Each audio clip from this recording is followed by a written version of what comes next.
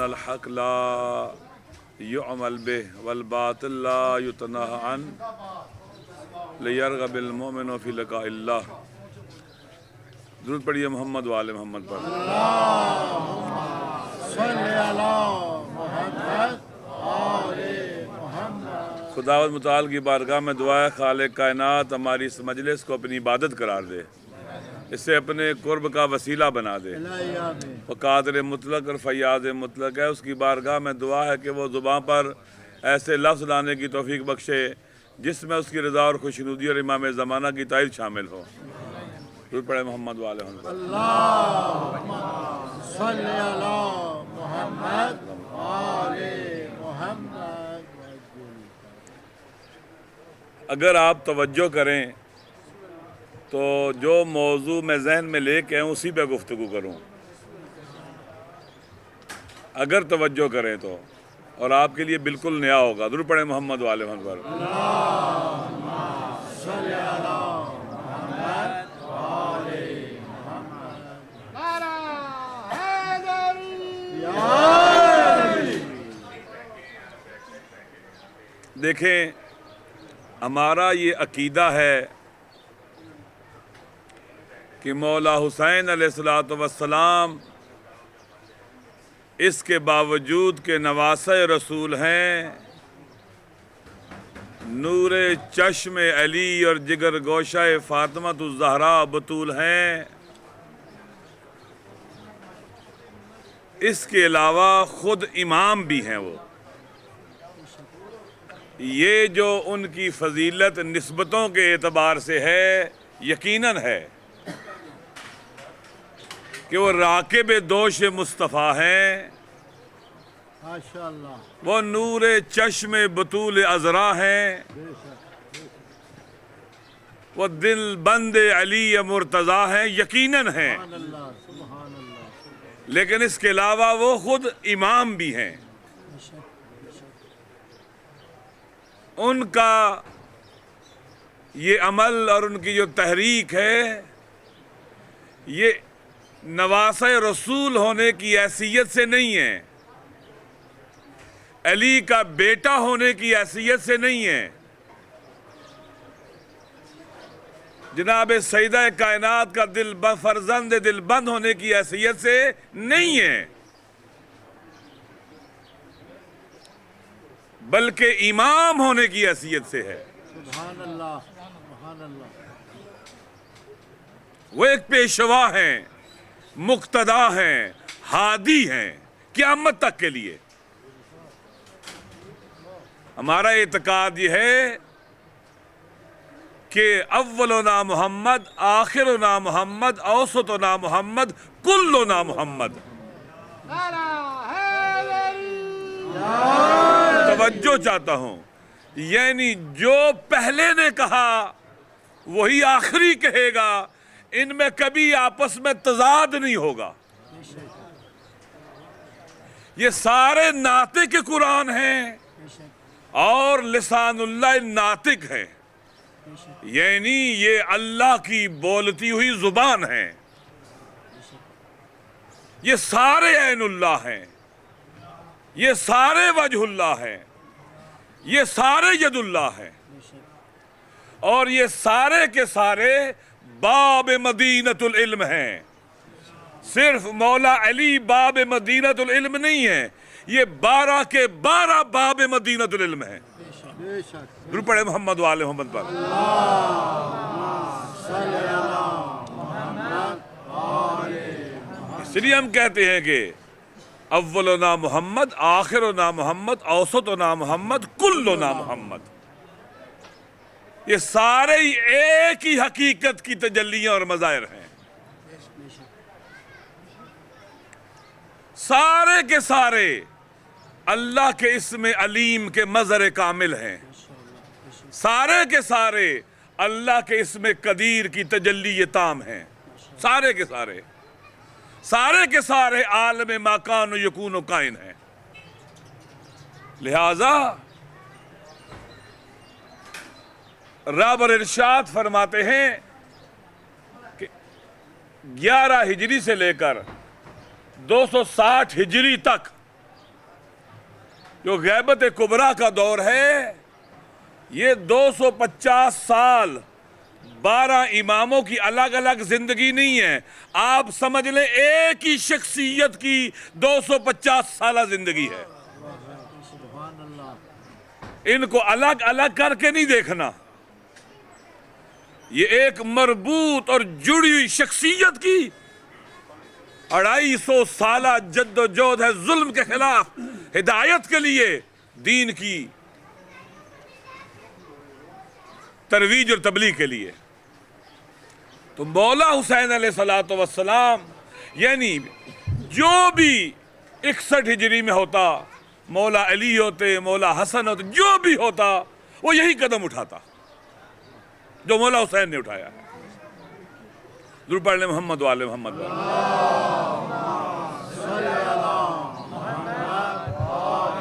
تو مولا کے اس اقدام کو سمجھنا بہت ضروری ہے۔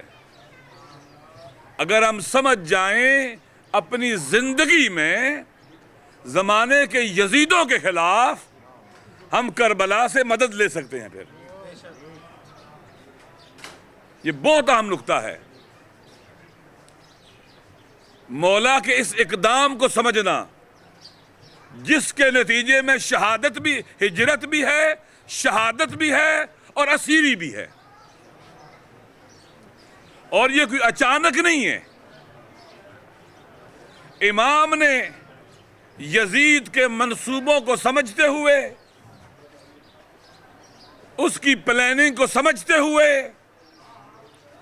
اسے ناکام بنانے کے لیے اپنی جدوجہد کو 3 مرحلوں میں تقسیم کیا۔ پہلا مرحلہ ہے ہجرت کا، دوسرا ہے شہادت کا، اور تیسرا ہے اسیری کا۔ یہ امام علیہ الصلوۃ والسلام نے ان 3 مرحلوں کے ذریعے، ان 3 سٹیپس کے ذریعے یزیدی اہداف کو کاؤنٹر کرنے کی پلاننگ کی ہے، منصوبہ بندی کی ہے، قدم اٹھایا ہے۔ ہجرت میں بھی حکمت ہے، امام جانتے تھے کہ مجھے ہجرت کرنا پڑے گی یزید کے مقابلے میں، جانتے تھے کہ شہادت بھی درپیش ہے، شہید ایسے نہیں ہونا جیسے یزید چاہتا ہے میں قتل ہو جاؤں، میں نے شہادت بھی اپنی مرضی کی انتخاب کرنی ہے۔ یزید نے یقیناً اسیر کرنا ہے میرے اہل و عیال کو، لیکن اسیری بھی، پھر اسیری کو بھی یزیدیت کے خلاف انقلاب بنانا ہے۔ توجہ چاہتا ہوں۔ تو امام علیہ الصلوۃ والسلام نے اپنی اس جدوجہد کو 3 حصوں میں تقسیم کیا گیا، شہادت سے پہلے اور شہادت کے بعد۔ شہادت سے پہلے ہجرت ہے اور شہادت کے بعد اسارت ہے۔ درود پڑھ لیں محمد والے محمد پر۔ ٹائم کتنا ہے؟ ٹائم کتنا ہے؟ بس درود پڑھیں محمد والے نہیں ہو سکتا۔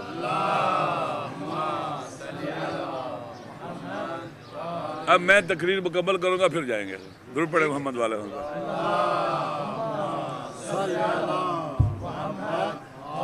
مختصر کروں گا۔ دیکھیے یزید کیا چاہتا تھا؟ آج کل کی اصطلاح میں جیسے پاکستان اور انڈیا کی بعض اوقات جنگ ہوتی ہے، کتنا 17 دن 18 دن، جو براہ راست جنگ، گرم جنگ ہوتی ہے۔ ایک اصطلاح چلتی رہی جب رشیا سپر پاور تھا اور امریکہ، اس کا نام تھا کولڈ وار، سرد جنگ۔ آج کل ایک نئی اصطلاح جسے کہتے ہیں سافٹ وار، نرم جنگ۔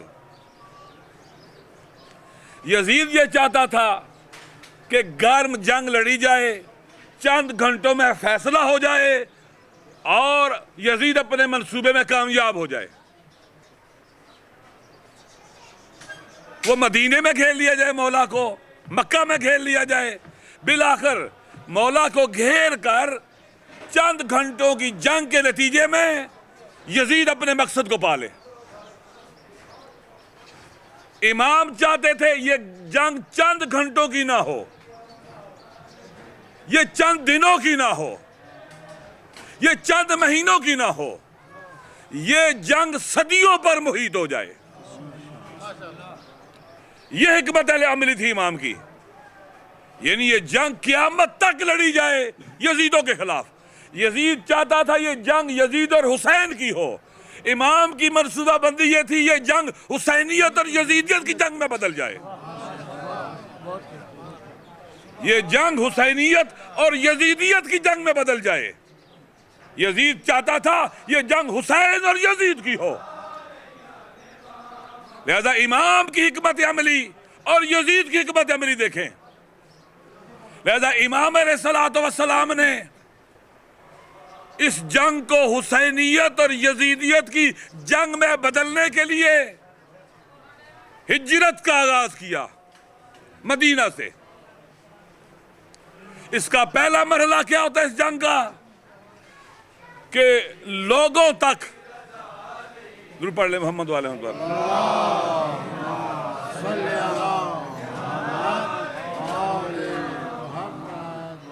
پھر ضرور پڑھیں محمد والے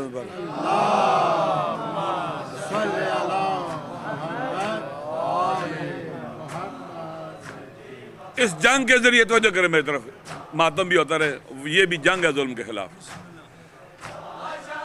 امام علیہ السلام نے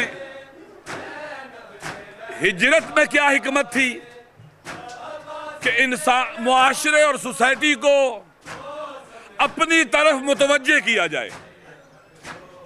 ہجرت کے ذریعے معاشرے میں اضطراب اور بے چینی کو پیدا کیا جائے، ہجرت کے ذریعے۔ لہذا امام نے مدینہ دن دہاڑے چھوڑا ہے، رات کی تاریکی میں نہیں چھوڑا ہے۔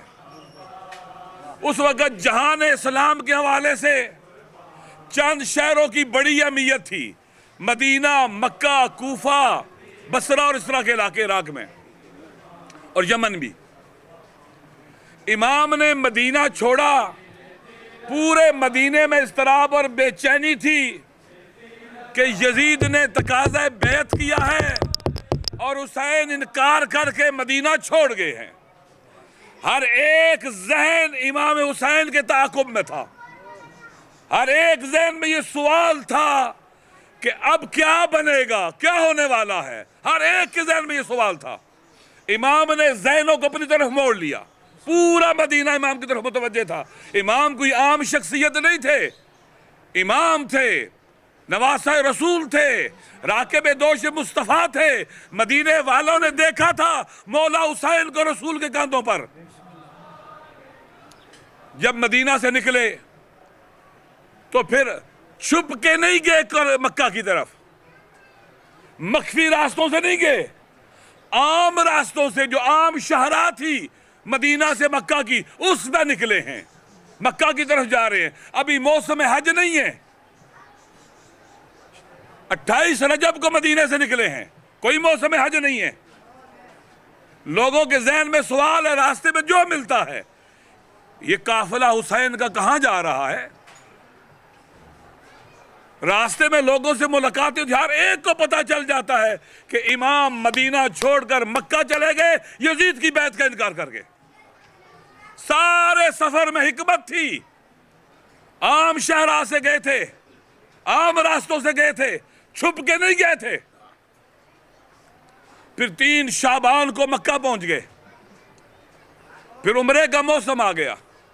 شعبان، رمضان، شوال، ذیقعد اور ذی الحج کی 8 تک 4 مہینے اور 5 دن، شعبان، رمضان، شوال، ذیقعد اور ذی الحج کی 8 تک 4 مہینے 5 دن امام کہاں رہے؟ مکہ میں۔ قافلے آ رہے ہیں عمرہ کرنے کے لیے، لوگ جگہ جگہ سے آ رہے ہیں، امام موجود ہے وہاں پر، رابطہ ہوتا ہے، ملتے ہیں، ملاقاتیں ہوتی ہیں، امام خطبے دیتے ہیں اور یزیدیت کے خطرے سے سب کو آگاہ کرتے ہیں اور اعلان کرتے ہیں کہ میں نے یزید کی بیعت کا انکار کیا ہے۔ ہزاروں لوگ، لاکھوں لوگ جگہ جگہ سے آ رہے ہیں حج پر۔ امام کے خطبے معروف ہیں، وہیں سے امام خط و خطابت کرتے ہیں یمن کے لوگوں کے ساتھ، بصرہ کے لوگوں کے ساتھ، کوفہ کے لوگ، جہاں جہاں ممکن ہے امام رابطہ کرتے ہیں، یا خط و خطابت کے ذریعے، یہاں سے یا وہاں سے آئے ہوئے حاجیوں کے ذریعے، عمرہ کرنے والوں کے ذریعے۔ اب جب 8 ذی الحج کو لوگ میدان عرفات کی طرف جانے کے لیے تیار ہوتے ہیں تو امام علیہ السلام خطبہ دے کر مکہ سے عراق اور کربلا کی طرف نکلتے ہیں۔ اس میں کیا حکمت ہے؟ جب حاجی سارے واپس جائیں گے اپنے اپنے علاقوں میں، لوگ ان سے پوچھیں گے کہ حج کی کوئی خاص خبر۔ اس وقت میڈیا کے یہ وسائل موجود نہیں تھے۔ لوگ پوچھیں گے حج کی کوئی خاص خبر، لوگ کیا بتلائیں گے؟ ہاں، نواسہ رسول آیا تھا مدینہ سے مکہ، 4 مہینے 5 دن وہاں رہے۔ جب لوگ احرام حج باندھ کر تیاری کر رہے تھے میدان عرفات کی طرف جانے کی، نواسہ رسول حج چھوڑ کر عراق کی طرف چلا گیا۔ جگہ جگہ یہ پیغام پہنچنا ہے، جگہ جگہ یہ معلومات ہونی ہے کہ مولا حسین نے یزید کی بیعت سے انکار کر دیا۔ لوگوں کے ذہن حسین کے تعاقب میں ہے، مولا نے ذہنوں کو اپنی طرف کھینچ لیا ہے۔ درود پڑھ لیں محمد و آل محمد پر۔ میری بات سمجھ آ رہی ہے؟ امام نے اس طرح سے کیا۔ یزید تو چاہتا تھا گھیرے میں لے کر خاموشی سے مار دے، کسی کو پتہ ہی نہ چلے کیا ہوا ہے، جیسے امام حسن کو زہر دے کے مار دیا، پتہ ہی نہ چلے کیا ہو گیا ہے۔ جیسے مسجد میں مولا علی کے سر پر ضرب مار کے مار دیا، پتہ ہی نہ چلے کیا ہوا ہے، ایک حادثہ بنا دیا جائے۔ امام جانتے ہیں کیسے مالک اشتر کو مارا گیا زہر دے کر، کیسے محمد ابن ابی بکر کو مارا گیا زہر دے کر، کیسے ہم سے چھینا انہوں نے عمار یاسر کو، کیسے چھینا ابو ذر غفاری کو، امام جانتے ہیں۔ امام ان کے مکروہ عزائم سے واقف ہے، لہذا امام چلے کہاں؟ کربلا کی طرف۔ 2 محرم کو کربلا پہنچے۔ پہلا مرحلہ تکمیل ہو گیا ہے۔ پورا جہان اسلام، حاجی جہاں گئے بتلایا انہوں نے، پورے جہان اسلام میں یہ خبر پہنچ چکی ہے کہ مولا حسین نے یزید کی بیعت کا انکار کر کے مدینہ چھوڑا ہے۔ جب لوگ حج کرنے کے لیے احرام باندھ کر عرفات کی طرف جا رہے تھے، فرزند مکہ و منا حسین مکہ چھوڑ کر عراق چلا گیا ہے۔ مکہ ناامن ہو گیا تھا حسین کے لیے، وہ چاہتے تھے مکہ میں مولا کو مار دیں سازش کے ذریعے، چاہتے تھے کسی طرح سے ایسے مولا کو ماریں کہ مولا کی شہادت کا کسی کو پتہ ہی نہ چل سکے۔ یہ ان کے منصوبے تھے۔ امام کربلا آ گئے۔ کربلا بیابان ہے، جنگل ہے، مولا کو انہوں نے وہاں گھیر لیا ہے۔ 2 محرم تک پہلا مرحلہ طے ہو گیا، ہجرت کا مرحلہ کمپلیٹ ہے۔ اس میں بہت زیادہ ہے گنجائش ہے بات کرنے کی، میں مختصر کر رہا ہوں بہت۔ دوسرا مرحلہ ہے شہادت کا۔ بے چینی اور اضطراب موجود ہے معاشرے میں۔ دوسرا مرحلہ شہادت کا۔ امام کون سی جنگ لڑنا چاہتے ہیں؟ کولڈ وار، جو ارادوں کی جنگ ہوتی ہے، جو اعصاب کی جنگ ہوتی ہے۔ اس میں وہ جیتتا ہے جس کا ارادہ مضبوط ہوتا ہے، اس میں وہ جیتتا ہے جن کے اعصاب مضبوط ہوتے ہیں۔ یہ صدیوں پر محیط جنگ ہوتی ہے۔ امام نے یہ پلان کیا تھا، یزیدیت کے اعصاب کو توڑنا تھا، یزیدیت کے ارادوں کو توڑنا تھا۔ 2 محرم کے بعد عصر عاشور تک ایک مرحلہ طے ہو گیا، شہادت ہو گئی کل، خوبصورت شہادت۔ آپ یزید کی طرف سے چھوڑے، انہوں نے کیا کیا؟ ادھر سے دیکھیں، ایسی وفا، ایسی جرت اور شجاعت، ایسا ایثار و فداکاری، ایسا حوصلہ اور ہمت، ایسی تسلیم و رضا کہیں نظر آتی ہے؟ خوبصورت شہادت ہے کربلا میں ہر ایک کی. سہمے ہوئے نہیں ہیں، ڈرے ہوئے نہیں ہیں، گھبرائے ہوئے نہیں ہیں، بے چین نہیں ہیں، مضطرب نہیں ہیں. ہر ایک کے چہرے پر نور اطمینان موجود ہے. جو موت کی سرحد کے قریب پہنچتے چلے جاتے تھے، ان کے چہرے کی نورانیت میں اضافہ ہوتا چلا جاتا تھا. عصر عاشور تک مختصر کرتا ہوں. شہادت کا مرحلہ طے ہوا. خدا کی طرف سے آواز آئی، یا ایتھا النفس المطمئنہ ارجعی الی ربک راضیۃ مرضیہ فادخلی فی عبادی وادخلی جنتی. اے میرے حسین، تو لوٹ اپنے رب کی طرف، آ جا اپنے رب کی طرف. تیرا مرحلہ تمام ہوا. اب شہادت کے بعد ان ذہنوں کی طرف جو ذہن متوجہ تھے، کیا ہوا حسین اور کربلا، حسین اور یزید کا کیا بنا اس ٹکراؤ کا. اب تیسرا مرحلہ ہے تبلیغ ہے اس شہادت کی اور اس پیغام کی جو مولا حسین نے خون سے لکھا ہے کربلا کی کرتاس پر.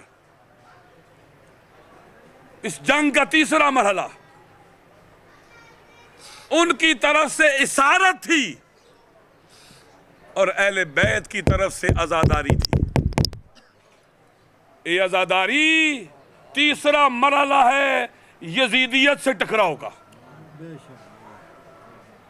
تیسرا مرحلہ ہے، یہ قیامت تک جاری رہے گا. یزیدیت سے ٹکراؤ یعنی عزاداری، یزیدیت کا تعاقب یعنی عزاداری. اور تیسرے مرحلے کی جنگ کا پرچم علی کی شیر دل بیٹی ثانیہ زہرا کے ہاتھ میں تھا، میری شہزادی کے ہاتھ میں تھا. اس بی بی نے خوف کی فضاؤں کو توڑنا تھا، لوگوں کے لبوں پر لگے ہوئے قفل توڑنے تھے، لوگوں کی آنکھوں کو جو دیکھنے کے باوجود اندھی تھی انہیں نور بصر اور بصیرت دینا تھا، انہیں شجاعت کا رزق بانٹنا تھا، ان کی مری ہوئی غیرت اور حمیت کو جگانا تھا. یہ ثانیہ زہرا کے حوالے مرحلہ تھا تیسرا، جس کے بغیر مولا کی جنگ نامکمل ہے، مولا کے منصوبے نامکمل ہیں. یہ عام مرحلہ ہے دوستو، جسے کیا کہتے ہیں زینبی مرحلہ، ثانیہ زہرا کا مرحلہ. درود پڑھ لے محمد و آل محمد پر.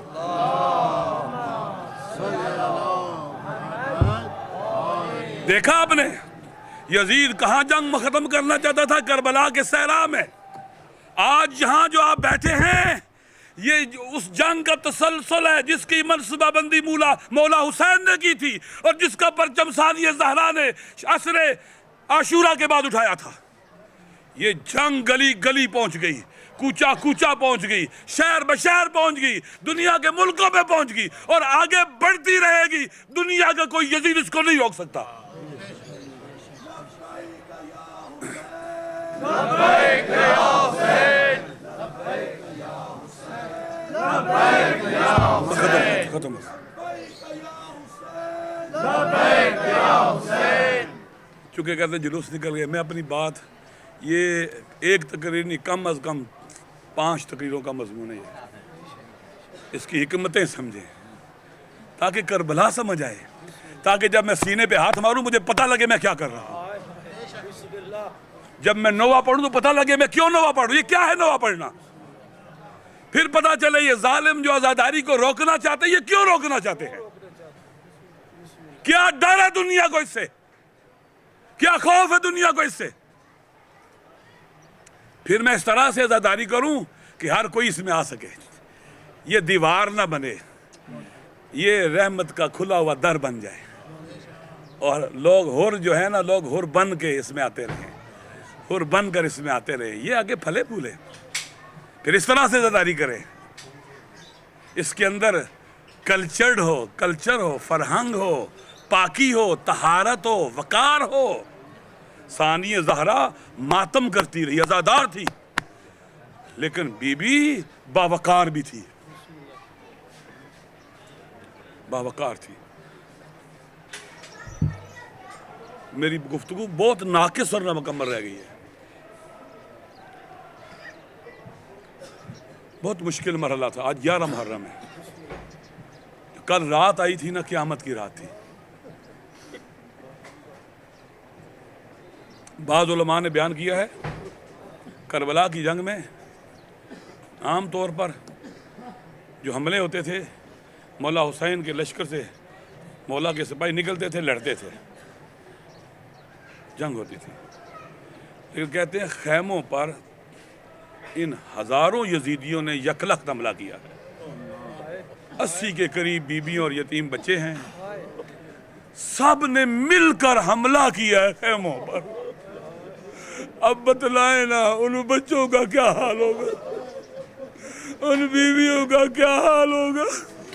اگر کوئی یہ لکھے کہ ان کے کانوں سے در نوچے گئے تو تعجب نہیں ہے، اگر کوئی یہ کہ ان کے سروں سے نیزوں سے چادروں کو اتارا گیا تو کوئی تعجب نہیں ہے، اگر کوئی یہ کہ ان کو تماچے مارے گئے تعجب نہیں ہے، اگر کوئی یہ کہ ان کے دامن کو آگ لگ گئی تھی تعجب نہیں۔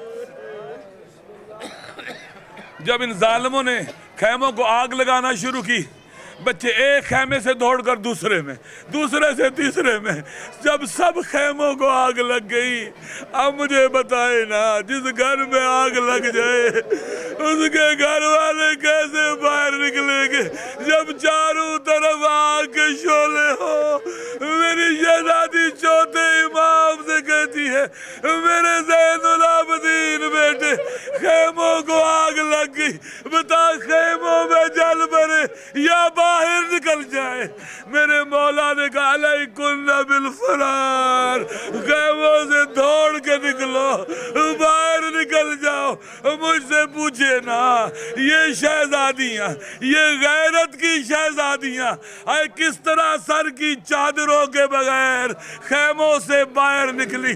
علماء کہتے ہیں رکوع کی حالت میں تھی، ایک کا سر دوسری کی بغل میں تھا، دوسری کا تیسری کی بغل میں تھا، یہی کہتی تھی واہ محمدہ واہ علیہ واہ حسینہ واہ عباسہ واہ قلت ناصرہ۔ بس 2 جملے، خیمے جل کے راکھ ہو گئے۔ میری شہزادی یتیموں کو تلاش کرتی رہی، ایک جلے ہوئے خیمے کی چوب کو کھڑا کر کے ایک خیمہ جلا ہوا خیمہ کھڑا کیا، بچے ڈھونڈ ڈھونڈ کے اپنی بہن ام کلثوم کے ساتھ جمع کرتی تھی، بیویوں کو جمع کرتی تھی، کچھ زندہ ملے کچھ کی لاشیں اٹھا لائی، انہیں جلے ہوئے خیمے کے قریب رکھا۔ میرے چوتھے امام سے روایت ہے، میں نے کیا دیکھا، میری پھپھی نے نماز وضو کر کے تیمم کر کے نماز تہجد شروع کی۔ اس سے پہلے بچوں کی زبان حال یہ ہے، کوئی کہتا ہے پھپھی مجھے ظالموں نے تماچے مارے ہیں، کوئی کہتا ہے میرے کان زخمی ہے، کوئی کہتا ہے میرے دامن کو آگ لگ گئی تھی، کوئی کہتا تھا میرے پاؤں میں کانٹے چبھے ہوئے ہیں۔ عزیز و سادات کے یتیم بچے اور بیویاں یہ جنگلوں اور بیابانوں میں رہنے کے عادی نہیں تھے، یہ کوئی اجڑے ہوئے لوگ نہیں تھے، ان کے آباد گھر تھے، انہیں کبھی کسی نے مارا پیٹا نہیں تھا۔ میرے چوتھے امام کہتے ہیں میں نے کیا دیکھا، میری پھپھی نے بیٹھے بیٹھے تیمم کیا اور قبلہ رخ ہو کر نماز تہجد شروع کی۔ میں قربان جاؤں میری شہزادی، فرماتے ہیں شب عاشور بھی میں نے دیکھا تھا نماز تہجد پڑھتے ہوئے، آج بھی دیکھ رہا تھا، لیکن ایک فرق تھا، شب عاشور کھڑے ہو کے نماز تہجد پڑھی تھی، لیکن آج رات بیٹھ کے پڑھ رہی ہے۔ میری شہزادی تھک گئی ہے، اے 3 دل کی بھوکی اور پیاسی ہے۔ میں نے تاریخ کی کتب میں پڑھا ہے علی نے لیلۃ الحریر برستے تیروں میں تہجد کی نماز پڑھی۔ عرض کروں گا مولا مردوں کے لیے وضو کر کے برستے تیروں میں نماز تہجد پڑھنا آسان ہے، لیکن جب سر پہ چادر نہ ہو، سر زخمی ہو، قریب اسیروں کے شہیدوں کے بے گور و کفن لاشیں ہوں، سیمے میں یتیم بچے ہوں، میرے مولا نماز شب پڑھنا بڑا مشکل ہے۔ میں نے حدیث کی کتب میں پڑھا ہے آدھی رات کے بعد جب کوئی جوان تہجد کے لیے اٹھتا ہے، اللہ ملائکہ کے سامنے فخر و مباحات کرتا ہے، میرے جوان بندے کو دیکھو نماز تہجد پڑھ رہے، عرض کروں گا اے میرے کریم رب مجھے بتانا جب شام غریبہ آدھی رات کے بعد میری تھکی ہوئی شہزادی اے زخمی سر شہزادی نے جب نماز تہجد شروع کی تھی تو نے کس کس کے سامنے فخر و مباحات کی تھی؟ یقیناً کہا گا اے آدم، اے نوح، اے ابراہیم، موسیٰ، عیسیٰ، اے محمد میری زینب کے سجدے دیکھو، اے جبرائیل، میکائیل، اسرافیل، اے ملائکہ میری زینب کی نماز تہجد دیکھو، اے حوا، اے آسیہ، اے حاجرہ، اے سارہ، اے مریم میری زینب کے سجدے دیکھو۔ آخری جملہ رات کی آمد کی گزر گئی، 11 آج کا دن آ گیا، یہ قافلہ چلا کربلا سے شکوفہ کی طرف، مقتل سے جب گزرا نا علماء نے لکھا ہے میری شہزادیوں نے اپنے آپ کو اس طرح سواریوں سے گرایا جس طرح عباس بن بازوؤں کے گرے تھے، لیکن ایک فرق تھا، عباس گھوڑے کی بلندی سے گرے تھے، یہ اونٹ کی بلندی سے گری ہیں۔ کہاں یہ لاش حسین پر اور حیرت سے دیکھ کے کہتی ہے انتا حسین انتا اخی، یہ پتھروں کے ڈھیر تلے سویا میرا ماں جایا حسین تو ہے، راکب دوش مصطفیٰ تو ہے۔ یا ایک مرتبہ میری شہزادی نے دنیا والوں نے دیکھا لاش حسین سے پتھر اٹھانا شروع کیے، پتہ نہیں کس طرح بندے ہوئے ہاتھوں سے اٹھاتی رہی۔ ہمارے استاد عبد اللہ جوادی عاملی کہتے ہیں پتھر اٹھانے کے بعد ٹوٹے ہوئے تیر نکالتی رہی، خدا نہ کرے ایسے کوئی بہن اپنے بھائی کا جنازہ دیکھے جیسے ثانیہ زہرا نے دیکھا۔ لاش حسین کو سیدھا کیا، سیدھا کرنے کے بعد دنیا والوں نے کیا دیکھا، ایک مرتبہ لاش حسین کو خاک سے بلند کرنا شروع کیا۔ میرے ماں جائے حسین تیری لاش خاک میں پڑی ہے، اپنی زینب کی آغوش میں آ جا، اپنی زینب کی آغوش میں آ جا۔ بڑی دیر تک اپنے ہاتھوں کی رحل میں اس زخمی قرآن ناطق کو لے کر تلاوت کرتی رہی، تجھے کہاں بوسہ دوں، تجھے کہاں چوموں، تیرے زخمی بدن میں کہاں لب رکھوں۔ علماء نے لکھا ہے جھکتے جھکتے حسین کے کٹے ہوئے گلے پہ لب رکھ دیے، کتنی دیر رکھے رہے نہیں پتا، لیکن جب بولی تو یہی کہتی ہے اے خدا ہماری یہ قربانی قبول کر لے۔ اب لاش کو خاک پہ کیسے رکھا میں نہیں بتا سکتا۔ جناب سکینہ بنت الحسین کہتی ہے بابا ہمارے کھلے سروں کو دیکھ، بابا انظر الی عمت المضروبہ، بابا میری پپی کو ضربے لگ، الا لعنت اللہ علی القوم الظالمین۔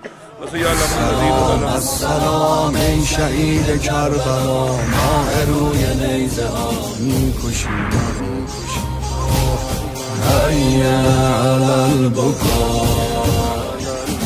هیا علی البکا، فی ماتم الحسین مظلوم کربلا، اوریان کربلا، طالب بدم المقتول بكربلاء، حي على الحسين